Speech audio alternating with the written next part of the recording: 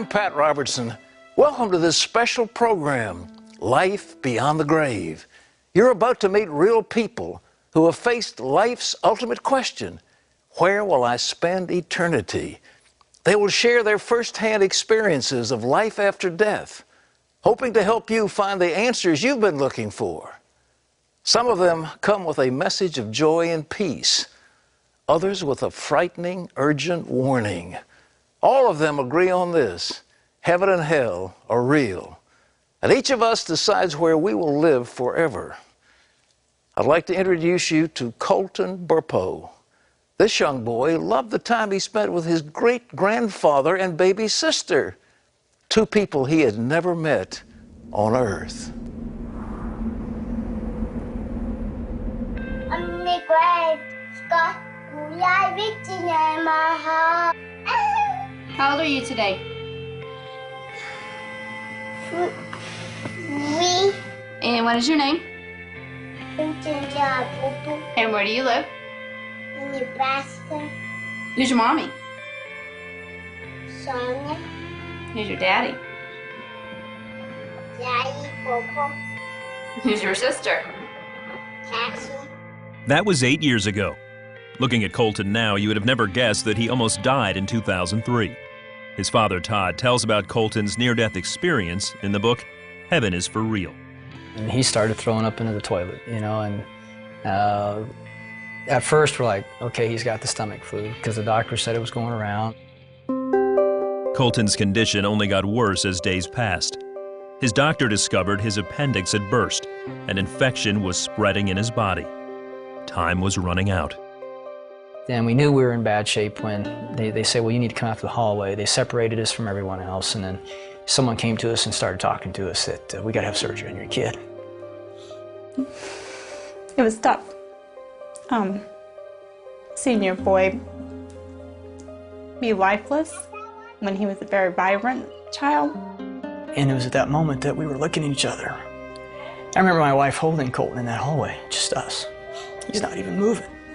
We went to the surgery prep area, and I remember them hauling him away and him just yelling at me, "Daddy, don't let him take me. Daddy, don't let him take me." And I went back to the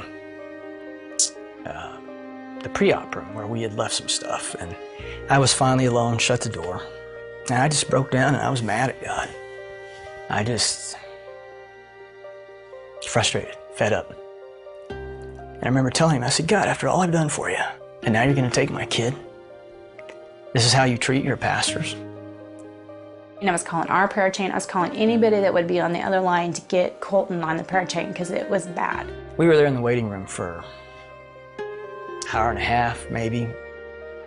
Then I remember the nurse coming out. "Is Colton's daddy out here?" I'm like, "Yeah, well, Colton's in recovery and he's screaming for you." And I'm sitting there with him. And I remember my son in that room then looking up at me and goes, "Dad, do you know I almost died?" And my first thought was, maybe he overheard the nurse say that, or maybe they thought he was under anesthesia, and he wasn't.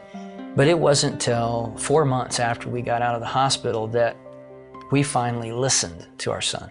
And that's where I got to see heaven. No, Jesus and some angels came and flew me up to heaven. And I said, "So Colton, what did Jesus look like?" I knew that the first person I saw was Jesus. He was wearing white robes with a purple sash, and he just came down nicely and gracefully. "Well, Dad, Jesus has markers. Dad, Jesus has markers." I didn't know what he meant, so I finally asked the right question. "Colton, where are Jesus' markers?" And he drops his toys down, he stands up, and he just points, "Dad, they were right here." He takes his fingers, points to the palms, then he bends over and touches the tops of his feet and looks up to me. "That's where Jesus' markers were, Dad." When I was in the throne room of God to start with, so I got to see what that looked like. I was upset because I didn't know what was happening. What God did is he used people or things that I liked to calm me down. From there on, I felt better. Then one day we're traveling together and he looks up at me and, "Dad, you used to have a grandpa named Pop, didn't you?" I'm like, "Yeah, he's really nice." "Really?" "Yeah, you used to play with him as a kid and fix..." work with him on the farm and shoot stuff with him? And I'm like, yeah, how do you know that? Well, he told me. A figure came up, and he was Pop. He asked me, "Are you Todd's son?"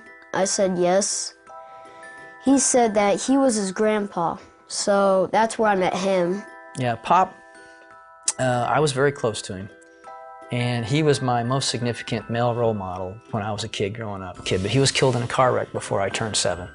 I was busy paying bills again, because that's my job.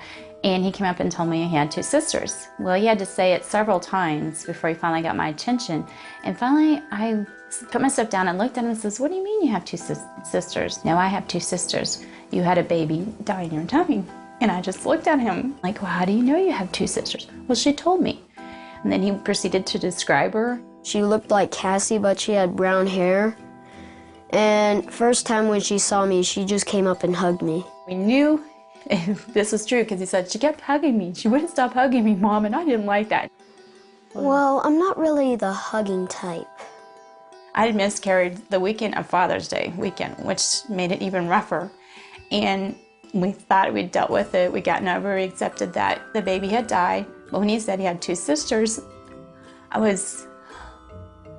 think I was in shock first and then trying to realize, what is he telling me? And so I knew that he had seen her, and after he described her, and he said, she's just waiting for you guys to come to heaven. You know, as we talked about heaven and he was telling me all these wonderful details, I just felt like I had to ask him, did he want to come back? I knew that I was leaving heaven because Jesus came to me and said, "Colton, you need to go back." Even though I didn't want to go back, he said that he was answering my dad's prayer. I remember that prayer. That irreverent, that disrespectful, screaming at God prayer.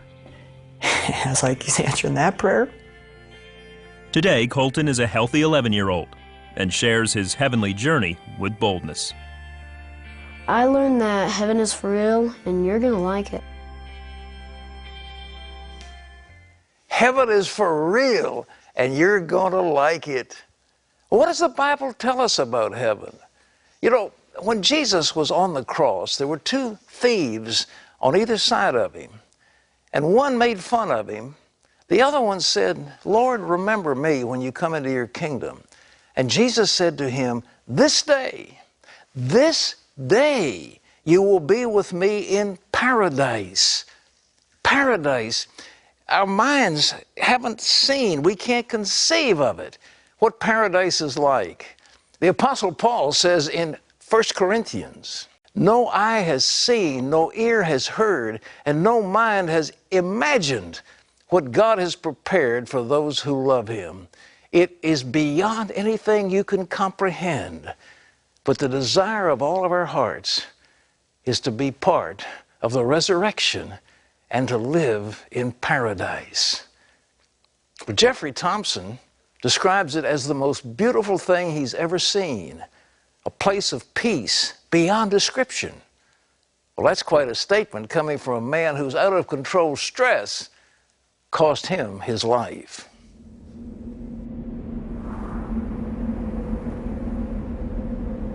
Law practice is a stressful environment, and you're dealing with a lot of very difficult situations. I used to wake up with a knot in my stomach every morning, feeling that stress.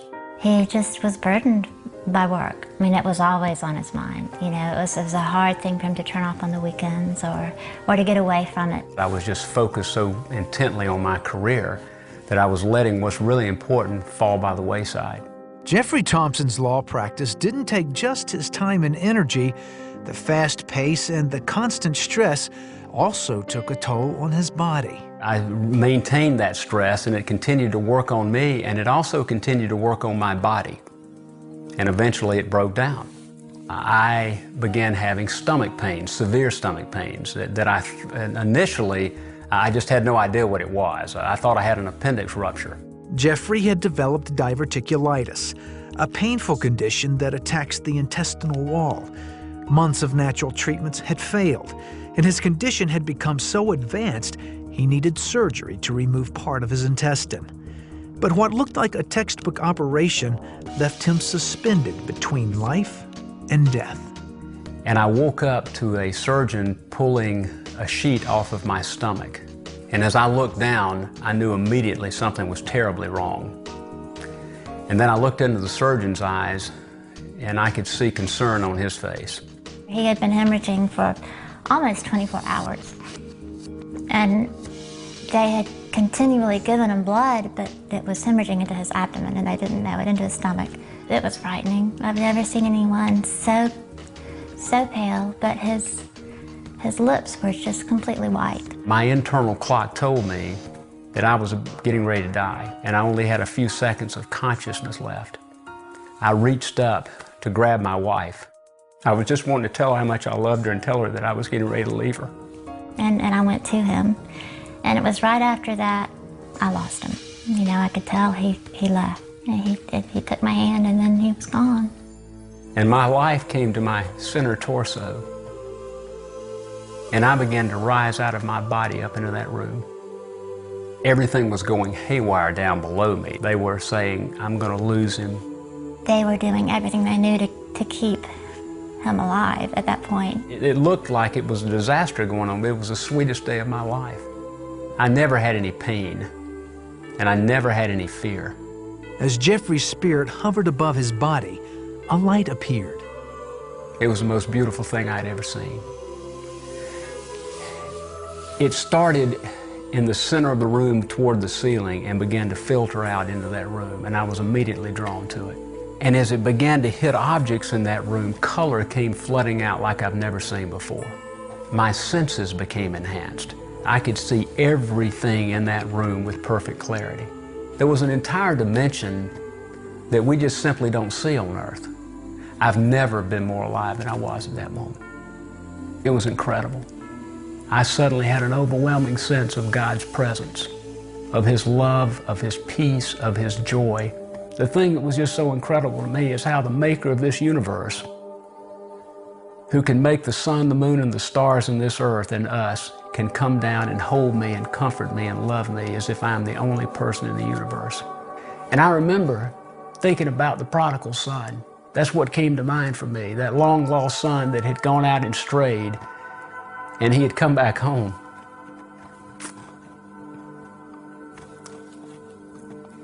And his father was coming out to hold him and to love him and to welcome him back. That's what was happening to me. It's the sweetest love there is. I told him I wanted to go with him. And then I had a fleeting thought. But what about Madeline, my wife, and what about Will? My sweet wife is just falling apart down below me, and I'd never seen her that way. And I'm up here in complete comfort, in complete peace, in complete joy. And then God told me internally I was going to go back. And I remember jolting in my bed, and I opened my eyes, and when I opened my eyes, I'm looking at the surgeon, and he's saying, I'm losing him, we've got to get him back in surgery. Jeffrey was rushed back into surgery where doctors stopped the bleeding. When he finally regained consciousness, Jeffrey had a new understanding of God's amazing love and presence in his life. God loves you more than you've ever known. He knows your circumstances. He knows what you're going through. I used to wake up with a knot in my stomach. I wake up with joy in my heart. I know He's with me. You can't go through something like that and not be a changed man. He has a peace about him. He's a very peaceful and very centered. He's really not fearful of anything now. Jeffrey's recovery was long and difficult, but the peace, joy, and love of God he found on the day he faced death is now with him in everything he does. There's a peace and a love there like I can't describe to you. And it's an entirely different way of living. I've never enjoyed living more, and I understand now what's really important. I want to live for God, and I pray that He'll give me the opportunity to continue to do that. Seeing eternity gave Jeffrey a new perspective for life on earth. Now he wants to live for God while he has the opportunity. The reality is that none of us know when our lives are going to end. Jim Anderson didn't. Like hundreds of thousands of people each year, Jim died of a massive heart attack. It's what happened after he died that left the hospital staff in shock.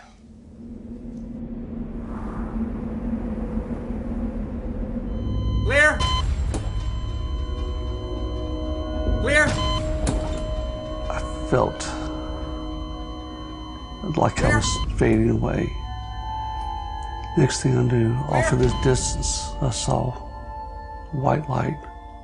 Jim Anderson was dying from a massive heart attack. The only signs of trouble came a year earlier, but his doctor called the symptoms stress-related. Jim was working 12-hour days as a supervisor at a wastewater treatment plant. But this time, Jim knew it was much more than stress.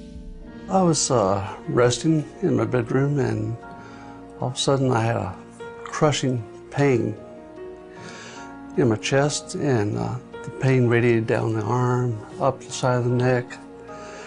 Couldn't catch my breath.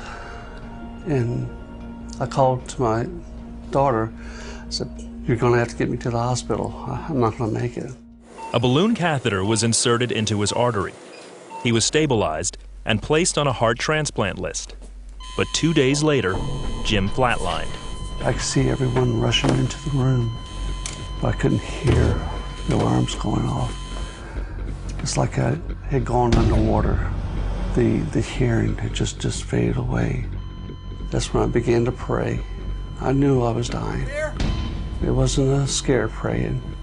It was earnest to take care of my family. As I prayed, it got darker to the point it went black.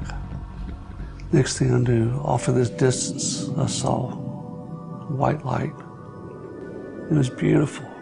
Just wasn't blinding, but pure, perfect. As I started to go towards the light, I could see the outer edge of it begin to spiral.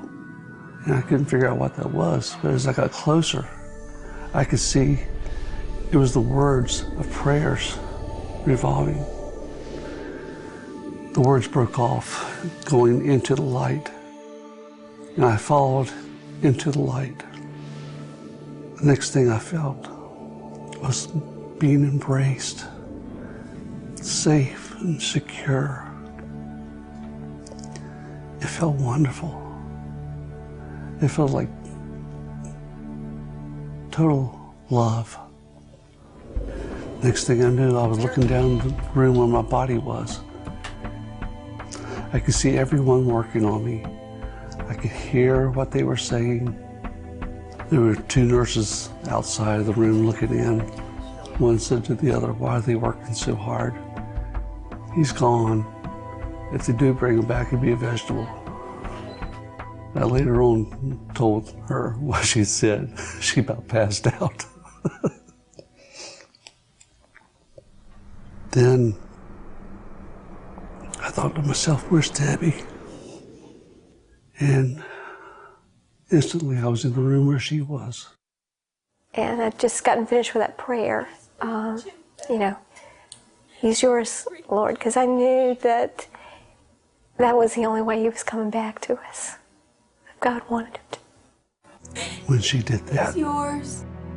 I zoomed right in on her face. He's yours. When I saw her face, I saw every aspect of our life together. From the first day we met, our marriage, the birth of our children, all the emotions we've shared. I couldn't leave her. I just couldn't leave her. And I cried out to the Lord. I said, "Lord, I love you so much, but please let me go back." I said, "My wife needs me. My children need me so much. Please let me go back." The doctors and nurses didn't give up. They shocked Jim so many times that the flesh on his chest was burned. Then, the doctors heard a heartbeat. I came back to a world of pain. They shocked me so many times. It's like coming back out of the water.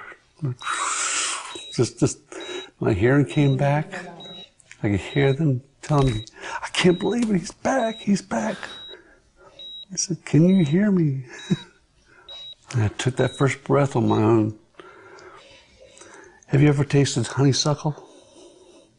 That's exactly what that first breath tasted like. It was so sweet, so wonderful. And I just thanked the Lord. Jim was alive, but his heart still wasn't functioning properly. They put him into a coma, a Medicaid coma, and to allow his body to heal. So I wasn't able to talk to him for days. Jim spent the next 17 days in intensive care. He flatlined several more times, and each time, Jesus asked him a question. The subsequent times that I arrested and would go towards the light, he would ask, are you sure this is what you want? And each time I would ask to come back. Jim woke up from his medical-induced coma. His heart increased in function from 5% to 30%. He no longer needed a heart transplant. It was a long process, but basically it was good to hear his voice again. Very good to hear his voice again. His doctor implanted a pacemaker in his chest. Just a couple of days later, Jim was able to make it home in time for his daughter's graduation. One doctor told Jim he only had a year to live. That was over 7 years ago. It's brought us closer together, so much closer together. We talk about things now, and it's whatever needs to be done for the day, it's done. You know, we don't focus on things that are trivial. Jim knows that every day he has with his family is a blessing from Jesus Christ. I try to witness to at least one person a day, to let them know this isn't about me. It's about their life. And to know that He is there for them. That He loves them. Jim described it as being embraced, feeling safe and secure. He said it felt like total love. When we come back, we're going to meet people whose experience was exactly the opposite. They'll describe how their souls were dragged out of their bodies and into a place of unimaginable torment. It's scary, but you don't want to miss it. Stay with us.